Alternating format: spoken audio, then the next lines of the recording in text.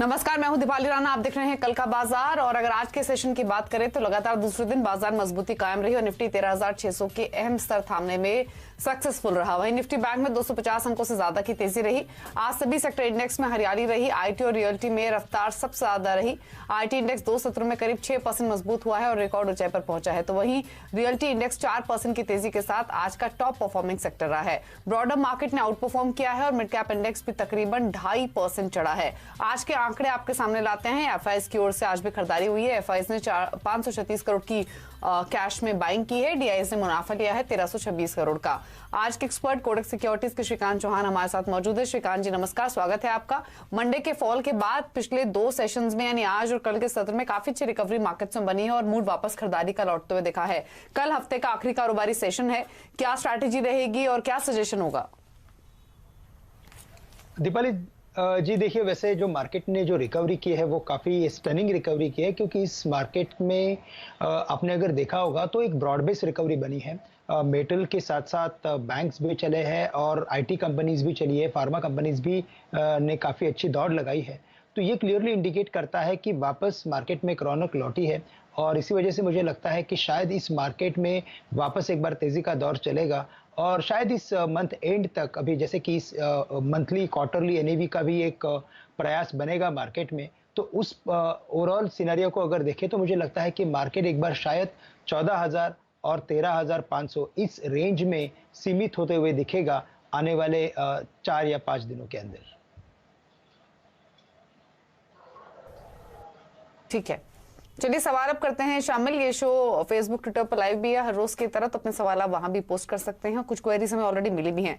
जो पहला सवाल है वो फेसबुक के जरिए भेजा है यश मोदी ने। आरसीएफ पर इनका सवाल है श्रीकांत, 48 रुपए की खरीदारी है, 2000 शेयर्स है, क्या करना चाहिए? देखिए, वैसे जितने भी फर्टिलाइजर से रिलेटेड कंपनीज है उन सभी में तेजी तो है और आने वाले दिनों में मुझे लगता है कि ये जो तेजी है वो ब्रॉड बेस्ड तेजी बनेगी, जिसमें हम फर्टिलाइजर के साथ साथ बाकी जितने भी मिड कैप कंपनी से रिलेटेड स्टॉक्स है उन सब में तेजी देखेंगे। तो करंट लेवल से मुझे लगता है कि बिल्कुल इसे होल्ड करके चले, क्योंकि ये स्टॉक एक रेंज बाउंड स्टॉक है और अच्छे मार्केट में ये स्टॉक हमेशा 100 रुपए के काफ़ी नज़दीक जाता है। तो करंट लेवल से इसे होल्ड करें और 100 रुपए के लिए जो टारगेट हम जो रख रहे हैं उसके लिए इंतजार करें, लेकिन इसमें कुछ वक्त लगेगा, 2 से 3 महीने का वक्त और लगेगा, जब शायद हम प्राइस 80 से 90 के करीब देख सकते हैं। ठीक है, तो ये स्ट्रैटेजी है आरसीएफ पर। राजकुमार ने एक सवाल भेजा है व्हाट्सएप के जरिए। पंजाब नेशनल बैंक पर इनका सवाल है श्रीकांत। 300 शेयर्स है इनके पास और जो खरीदारी का भाव है वो 38 रुपए 15 पैसे का है। तो पीएनबी पर क्या स्ट्रैटेजी आप सुझाएंगे? इनके भाव से नीचे ये स्टॉक ट्रेड कर रहा है, क्या करें? देखिए, वैसे भी प्राइस 31-32 के करीब ट्रेड कर रही है और कुछ दिनों पहले ही 40 के करीब थी।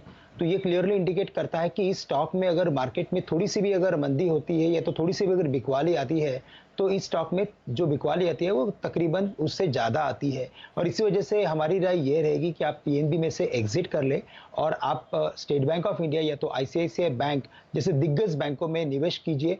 देखिए, आपको 20-30% का लॉस हो रहा है, लेकिन अगर आने वाले 6 महीने का व्यू लेता हूँ तो मुझे ऐसे लगता है कि ये लॉस आराम के साथ भर के निकल सकता है अगर आप इन दिग्गज बैंकों के साथ इन्वेस्टेड रहोगे तो।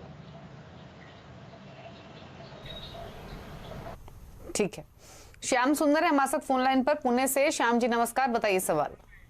पहले good afternoon madam, sorry good evening madam, good evening sir. मेरा क्वेश्चन ये है कि मैं एबी कैपिटल में महंगे स्टॉक लिया था एट ए प्राइस ऑफ 204।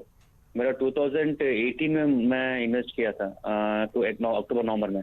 जब से वो प्राइस गिरे जा रहा है, मतलब उसका तो पिकअप ही नहीं हो रहा प्राइस। तो कोई चांस है मेरा प्राइस आने का कि मैं भूल जाऊं उसको? पूछ लेते हैं क्या सजेशन रहेगा श्रीकांत आपका? आदित्य बिरला कैपिटल 204 की बाइंग है, 86 पर ट्रेड हो रहा है, तो इनके भाव से तो काफी नीचे है, इसीलिए थोड़े चिंतित हैं भी, जो कि जायज भी है। क्या करना चाहिए इनको? दीपाली जी देखिए, वैसे कि ये जो स्टॉक है इसमें हमने काफ़ी लोगों को देखा है कि वो इन्वेस्टेड थे और 2018 में ही उन्होंने काफ़ी बड़ी बड़ी इन्वेस्टमेंट की थी, लेकिन ये उस जो भी जो एक सोच थी उसके ऊपर ये सही नहीं ठहरा है और उसके बाद ये काफ़ी अच्छी तरीके से गिरा है। इनफैक्ट 40 रुपए के करीब गया था मार्च के महीने में और अभी लेकिन रिकवर हुआ है। तो मुझे ऐसा लगता है कि अगर आने वाले कुछ 6 से अगर 8 महीने का अगर व्यू लेते हैं तो मुझे लगता है कि शायद ये स्टॉक वापस एक बार 120 या 130 के लेवल्स को छू सकता है।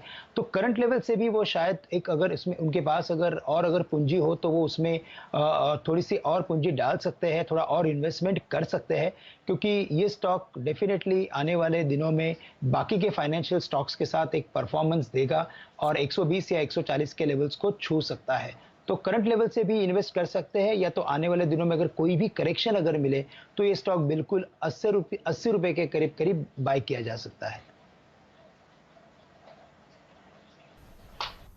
ठीक है, अगला सवाल लेते हैं। राजन है हमारे साथ पुणे से फोन लाइन पर। राजन जी गुड इवनिंग, बताइए सवाल अपना। हाँ, मेरे पास टाटा कॉफी है 550 और बाइंग रेट है 141। तो क्या करें, मैं जरा होल्ड करूं या बुक लॉस करूं? पूछ लेते हैं। 141 की बाइंग है और 106 रुपए के आसपास ये स्टॉक बंद हुआ है श्रीकांत। तो 34-35 रुपए का नुकसान इनको हो रहा है, क्या करना चाहिए? देखिए, एबी कैपिटल जैसी ही टाटा कॉफी की भी कहानी है क्योंकि ये भी स्टॉक 180-200 रुपए के करीब काफ़ी अच्छा लग रहा था लेकिन इसने भी काफ़ी अच्छी तरीके से डिसअपॉइंट किया है इन्वेस्टर्स को। और जैसे इसके पैटर्न बने हैं मुझे लगता है कि ये स्टॉक शायद अगर चल भी जाए तो 10-15 रुपए की तेज़ी और दिखा सकता है।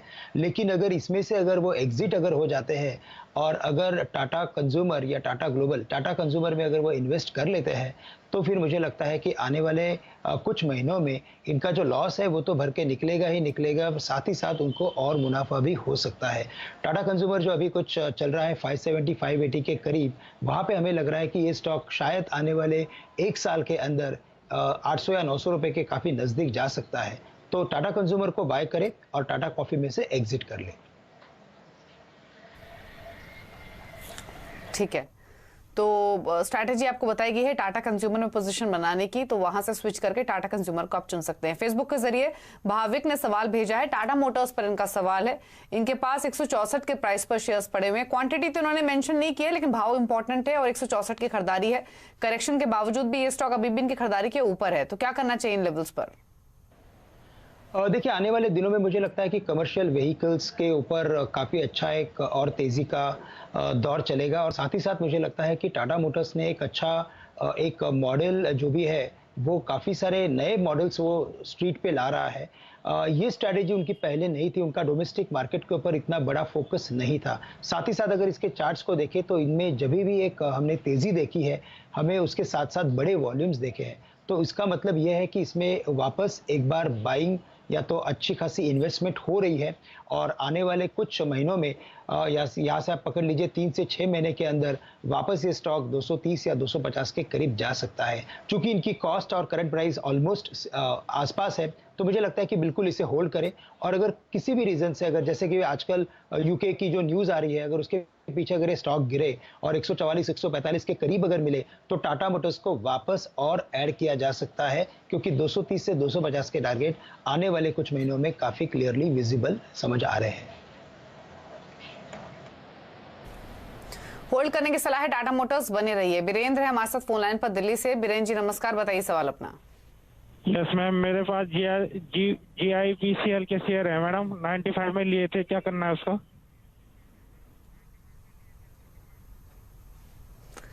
आपकी बैंक 95 की है या 88 की है? 95 की मैडम। 95 के प्राइस पर आपकी खरीदारी है, 86 पर ये बंद हुआ है तो नुकसान आपको हो रहा है थोड़ा। क्या सजेशन रहेगा GIPCL में श्रीकांत? थोड़ा नुकसान है इनको।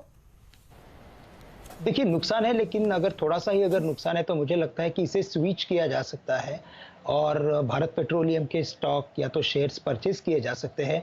और उसकी वजह यह है क्योंकि एक तो भारत पेट्रोलियम ये जो स्टॉक है वो काफ़ी एक्टिव है और जैसे उसमें डाइवेस्टमेंट की जो एक प्रक्रिया चल रही है या तो जो भी उसके ऊपर जो भी टॉक चल रहा है, अगर ये क्लिक हो जाए तो ये स्टॉक आने वाले कुछ दिनों में कुछ महीनों में काफ़ी अच्छा परफॉर्मेंस दे सकता है। अगर मैं चूंकि अगर GIPCL की हम बात कर रहे हैं तो वहाँ पर मुझे लग रहा है कि उसके स्टॉक पैटर्न में इतना कोई बड़ा परफॉर्मेंस नहीं दिख रहा है तो बिल्कुल GIPCL को बेचें और भारत पेट्रोलियम को बाय कीजिए।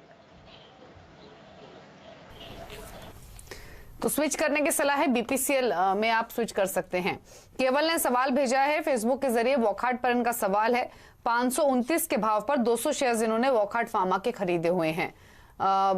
देखिए श्रीकांत, इस स्टॉक को और बताइए क्या सजेशन इनके लिए रहेगा, इनकी बाइंग को कंसीडर करते हुए।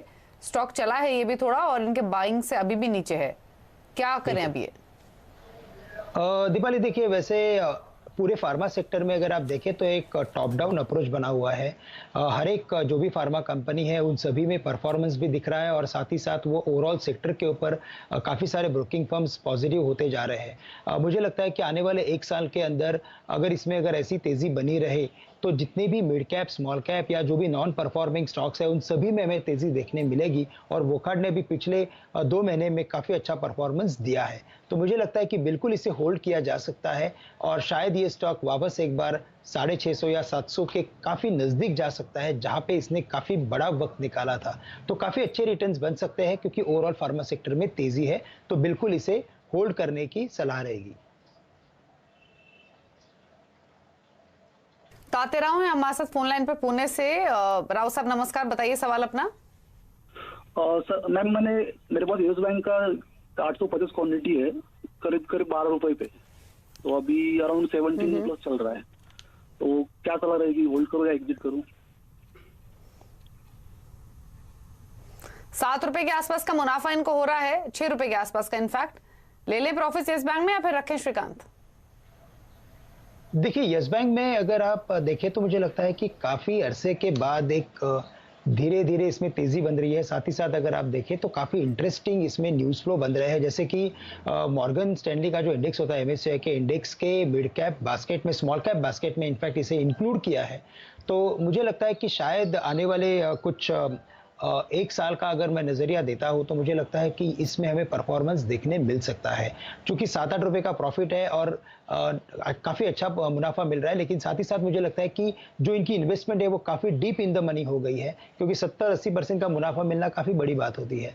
तो मुझे लगता है कि बिल्कुल इसे होल्ड करके चले, लेकिन इसमें जो वक्त लगेगा वो कम से कम 6 से 12 महीने का वक्त लग सकता है, जिसमें हमें काफ़ी अच्छे रिटर्न्स दिख सकते हैं। फेसबुक के जरिए अमृत राज ने एक सवाल भेजा है, प्रिकॉल पर 1000 शेयर्स हैं इनके पास और 53 रुपए 50 पैसे की इनकी बाइंग है। इंटरेस्टिंग ये है कि जो नजरिया है इनका श्रीकांत वो सिर्फ 10 दिनों का है और ये स्टॉक आमतौर पे उस कैटेगरी का कम ही होता है जिसको आप 5-10 दिन के ट्रेडिंग व्यू के हिसाब से खरीदें। तो क्या सजेशन? 53 रुपए की बाइंग है, व्यू 10 डेज का है। दीपाली जी, कौन सा स्टॉक बोला आपने? Snowman logistic? प्रिकॉल। ओके। अगर 10 दिन का ही अगर व्यू है तो फिर मुझे लगता है कि इसे बिल्कुल 10 दिनों में अगर वापस ये स्टॉक अपने कॉस्ट के करीब अगर आता है तो बिल्कुल इसे बुक किया जा सकता है, क्योंकि काफ़ी सीधी सी बात है कि इसमें राइट्स आए थे अभी नियर टर्म में और इसी वजह से एक्स राइट होने की वजह से ये प्राइस अभी नीचे है। अपनी कॉस्ट या अपने ओवरऑल स्ट्रक्चर को देखे बराबर से और फिर अगर इसमें से अगर एग्जिट करने को अगर मिलता है तो एग्जिट कर लीजिए। और इतने जितने भी ये जो स्मॉल कैप या स्मॉल साइज के जो स्टॉक्स है उनमें आप ट्रेडिंग ना करें।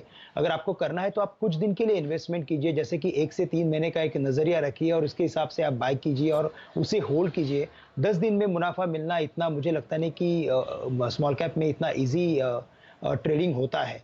तो इसी वजह से मुझे लगता है कि बिल्कुल इसे एग्जिट करें और इसमें से अगर किसी और स्टॉक में अगर जाना है तो मुझे लगता है कि मदरसन सुमी एक काफ़ी अच्छा विकल्प हो सकता है, क्योंकि ओवरऑल ऑटो एंसिलरी में काफ़ी अच्छी तेज़ी बनी है और अगर अच्छी तेज़ी बनेगी तो मदरसन सुमी उसमें एक नंबर 1 कंपनी है, तो बिल्कुल इसे बाय करके चलें। ठीक है, तो ये सजेशन है आपके लिए, प्रिकॉल से आप निकल जाइए, क्योंकि सिर्फ 10 दिनों का अगर नजरिया है तो कोई बहुत वंडर्स होंगे इसकी पॉसिबिलिटी कम है और मदरसन सुमी एक स्टॉक अच्छा है जिसको आप पोर्टफोलियो में रख सकते हैं। एक ब्रेक में के लिए रुकेंगे, लेकिन ब्रेक में जाने से पहले बात करेंगे CNBC आवाज और नेशनल स्टॉक एक्सचेंज के खास मुहिम इन्फॉर्म्ड इन्वेस्टर के बारे में। और मकसद इस मुहिम का यही है कि इन्वेस्टर्स को जागरूक किया जाए और इन्वेस्टमेंट से जुड़ी हुई हर बारीक बात उनको समझाई जाए। जब कोई अजनबी हमारे घर या कार की चाबी मांगता है तो हम बिना कुछ सोचे उसे तुरंत मना कर देते हैं। ठीक उसी तरह वित्तीय लेन देन से संबंधित अपने पासवर्ड्स आपको गोपनीय रखने चाहिए और इसे किसी के साथ साझा नहीं करें। एक जागरूक निवेशक वही है जो जानता है कि पासवर्ड शेयर करना पैसे साझा करने जैसा ही होता है। श्रीकांत, आपके कमेंट्स इस मुद्दे पर?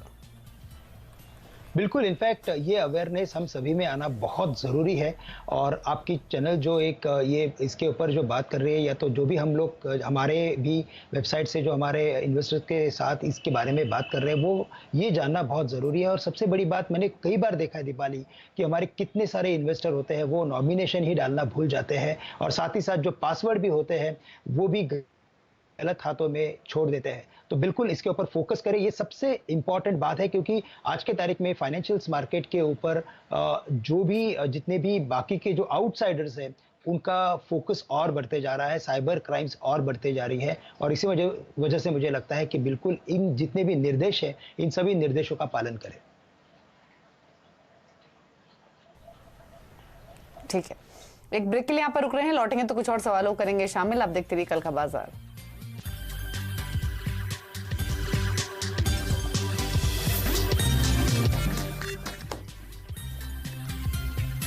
आप देख रहे हैं कल का बाजार। श्रीकांत चौहान हमारे साथ बने हुए आपके सभी क्वेरीज को आंसर करने के लिए। अदिति केरला से हमारे साथ फोन लाइन पर हैं। अदिति नमस्कार, बताइए सवाल अपना। सर मैडम, मेरे पास रिलायंस के शेयर्स हैं, 600 क्वांटिटी है @2140। ठीक है, पूछ लेते हैं। श्रीकांत, रिलायंस इंडस्ट्रीज 2140 की इनकी बाइंग है और लगभग 200 रुपए नीचे इनके स्टॉक कर रहा है ट्रेड। क्या सजेशन होगा इनके लिए? देखिए, मुझे लगता है कि अदिति ये जो स्टॉक है इसमें नो डाउट कि काफ़ी अच्छा एक कंसोलिडेशन चल रहा है और कई दिनों से इसने अंडर परफॉर्मेंस दिया है। But at the same time अगर आप इसके ओवरऑल प्राइस पैटर्न को और इसके ओवरऑल जो परफॉर्मेंस को अगर देखें पिछले एक साल में, तो इसने ज़बरदस्त परफॉर्मेंस दिया था और उसके बाद प्राइस परफॉर्मेंस के बाद एक टाइम वाइज कंसोलिडेशन इसमें बना हुआ है। तो आने वाले दिनों में मुझे लगता है कि ये स्टॉक वापस एक बार 2250 से लेकर 2300 के लेवल्स बिल्कुल छू सकता है। टेलीकॉम, ऑयल, इन सभी में जो भी प्रेजेंस है, रिटेल में जो प्रेजेंस है, उसके बेसिस पे ये कंजम्पशन स्टोरी भी बनते जा रही है। तो बिल्कुल इसे होल्ड किया जाए। इनफैक्ट मेरी सलाह ये रहेगी कि अगर ये स्टॉक किसी रीजन से, किसी वजह से अगर 1800 या 1850 के करीब अगर आता है तो इसमें और इन्वेस्टमेंट किया जा सकता है, क्योंकि 2150 की आपकी कॉस्टिंग है। तो अगर 1800, 1850 के करीब मिले तो इसे बाय करें। इंडेक्स का स्टॉक है, बिल्कुल भी इसमें चिंता ना करें। होल्ड कीजिए, चिंता मत कीजिए। युवराज कदम ने सवाल भेजा है ट्विटर पर। भारती एयरटेल 465 की बाइंग है, 330 शेयर्स है, क्या करना चाहिए श्रीकांत? देखिए, अगर 330 की अगर बाइंग है तो उनको काफ़ी अच्छा मुनाफा हो रहा है। लेकिन साथ ही साथ मुझे लगता है कि ये जो पूरे टेलीकॉम सेक्टर में काफ़ी अच्छी तेज़ी बनी है और आने वाले दिनों में मुझे लगता है कि भारती जैसे स्टॉक या तो बाकी जितने भी टेलीकॉम के स्टॉक्स हैं उनमें काफ़ी अच्छी बढ़त देखने मिलेगी। हमारे जो कोटक इंस्टीट्यूशन के जो टारगेट्स है भारती के ऊपर वो 700 प्लस के हैं, तो बिल्कुल इसे होल्ड किया जा सकता है। मुझे लगता है कम से कम ये स्टॉक वापस अपने 600 या 625 के रेट को छू सकता है। तो करंट लेवल से इसे पकड़ के रखने की राय रहेगी। ठीक है, विमल ने सवाल भेजा है ट्विटर के जरिए। वोडाफोन आइडिया 9.5 रुपए की बाइंग है, अशोक लेलैंड 91 की बाइंग है और दोनों स्टॉक्स में व्यू है लॉन्ग टर्म का। देखिए, अगर लॉन्ग टर्म का व्यू है तो बिल्कुल वोडाफोन को तो होल्ड करना ही चाहिए, क्योंकि यहाँ पे भी टेलीकॉम की तेजी बनेगी और आने वाले दिनों में जैसे कि लिक्विडिटी मार्केट में और बढ़ती जा रही है, तो उसके बेसिस पे मुझे लगता है कि इनके जो भी दिक्कतें हैं इस कंपनी की वो सॉल्व होती हुई नजर आएगी। और साथ ही साथ मुझे लगता है कि अगर अशोक लेलैंड में अगर इनकी अगर खरीदी है तो फिर यहाँ पे मुझे लगता है कि ये स्टॉक भी आने वाले कुछ महीनों में काफ़ी अच्छा परफॉर्मेंस दे सकता है। एटलीस्ट बजट तक वेट करे, क्योंकि अगर कोई नई स्क्रैपेज पॉलिसी है तो अगर ऐसे उसके ऊपर कोई भी अगर ठोस कदम अगर उठाए गए तो उस वक्त इस स्टॉक में अच्छी तेजी देखने मिल सकती है। तो अशोक लेलैंड को भी हमारी होल्ड की राय रहेगी और वोडाफोन में भी अगर लॉन्ग टर्म का व्यू है तो बिल्कुल करंट लेवल से भी इसे खरीद के चल सकते हैं। ठीक है, तो होल्ड करने की सलाह है और पोजीशन अपनी आप बनाए रखिए। प्रीति ने एक सवाल भेजा है फेसबुक के जरिए, अहमदाबाद से। एडलवाइज के स्टॉक पर इनका सवाल है। 167 के प्राइस पर 220 शेयर्स इन्होंने खरीदे हुए हैं, तो क्या सजेशन होगा इनके लिए? देखिए मुझे लगता है कि फाइनेंस कंपनीज में इन्वेस्टमेंट करना इतना इजी नहीं होता है, क्योंकि उसके इंटरनल्स काफ़ी बड़े होते हैं और साथ ही साथ अगर देखा जाए तो जो मार्केट में मोमेंटम बनता है उसके साथ साथ इनमें तेज़ी या मंदी बनती है। तो मुझे लगता है कि ये काफ़ी एक रिस्की इन्वेस्टमेंट होता है और इसी वजह से मुझे लगता है कि अगर आप इसमें से अगर एग्जिट कर लेते हो और किसी अच्छे बैंक में अगर आप इन्वेस्ट कर लेते हो तो वो ज़्यादा फायदेमंद हो सकता है। तो जैसे कि आईसीआईसीआई बैंक है या तो स्टेट बैंक है कि जहाँ पे अपसाइड काफ़ी बड़ी है और जहाँ पे मुझे लगता है कि साइक्लिकल के साथ साथ अगर आप ओवरऑल इसके ग्रोथ परफॉर्मेंस को देखें तो वहाँ पे उतनी बड़ी चिंता नहीं होती है। तो आप किसी एक दिग्गज बैंक में इन्वेस्ट कीजिए और आप इसमें से एग्जिट कर लीजिए। ठीक है, रितेश ने सवाल भेजा है मुंबई से। लेमन ट्री होटल्स पर 41 रुपए की बाइंग है, 13,500 शेयर इन्होंने खरीदे हुए हैं। जानना चाहते हैं आप क्या स्ट्रैटेजी रखें, तो बताइए श्रीकांत। देखिए यहाँ पे भी अगर आप बात करें अगर लॉन्ग टर्म की या शॉर्ट टर्म की, तो मुझे लगता है कि जिसके पास ज़्यादा कैपिटल है या तो जिसके पास काफ़ी बड़ी ताकत है काफ़ी लंबे अरसे तक इस बिज़नेस को चलाने की, आप उसमें बने रहे। क्योंकि लेमन ट्री जैसे कंपनीज़ में प्रॉब्लम ये हो सकता है कि अगर आने वाले दिनों में अगर ये कोविड के प्रॉब्लम्स अगर और बढ़ते हैं या तो और कोई नए स्ट्रेन अगर आते हैं तो इन सब इंडस्ट्रीज़ का सर्वाइव होना काफ़ी मुश्किल हो जाएगा। तो मुझे लगता है कि अगर 40-44 के करीब का ही अगर कॉस्टिंग है तो आप इसमें से एग्जिट कर लीजिए और आप बाकी किसी स्टॉक में जा सकते हैं, जैसे कि ब्रिटानिया है, हिंदुस्तान लीवर है, जहाँ पे कंजम्पशन है और काफ़ी क्लियरली बिजनेस समझ में आता है। तो इसमें से एग्जिट कीजिए और किसी कंजम्पशन स्टोरी को आप आपके पोर्टफोलियो में शामिल कीजिए। ठीक है, चलिए फिलहाल इतने सवाल करेंगे शामिल। कोई डिस्क्लोजर होगा आपकी ओर से श्रीकांत? दीपाली देखिए, जितने भी स्टॉक हमने डिस्कस किए हैं ऐसे हो सकता है कि शायद हमने हमारे क्लाइंट्स को भी इसमें से कोई स्टॉक रेकमेंड किए हो, लेकिन मेरे पोर्टफोलियो में इनमें से कोई भी स्टॉक नहीं है। बस यही हमारा डिस्क्लोजर है। शुक्रिया आपका शो का हिस्सा बनने के लिए और सभी स्टॉक्स पर अपने व्यूज देने के लिए। तो इसी के साथ कल का बाजार में इतने ही। खबरों पर लगातार अपडेट के लिए सिंबी से आवाज से जुड़े रहिए, ट्विटर, फेसबुक और यूट्यूब के जरिए। नमस्कार।